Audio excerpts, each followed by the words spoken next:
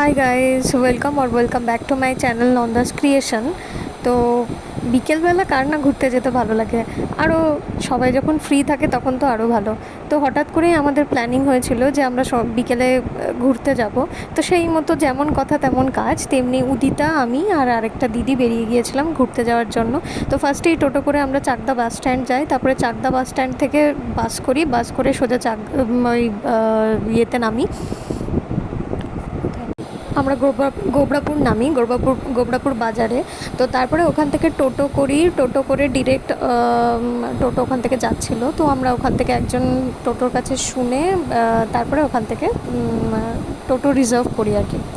তো তোমরা দেখতেই পাচ্ছ আকাশটা এত সুন্দর ছিল সেদিন। আর মাঝখানে একবার একটু বৃষ্টি মতো হয়েছিল, যেহেতু মানে আমরা বেরোনোর কিছুক্ষণ আগেই, প্রায় 1 ঘন্টা মতন আগে।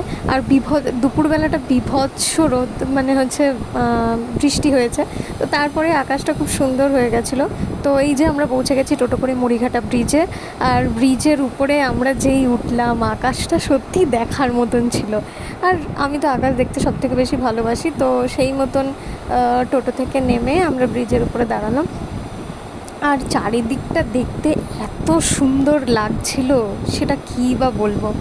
আর ওখানে তো বিকেলবেলার সময়টা সবাই ওখানে যায় বা ঘুরতে, আর ওখানে প্রচুর লোকও ছিল। তো আমরা ওখানে বসে কিছুক্ষণ, মানে ওখানে বসার জায়গা নেই, দাঁড়িয়ে কিছুক্ষণ ওখানে ঘোরাঘুরি করলাম, কিছু ছবি তুললাম, ফটোশ্যুট করলাম।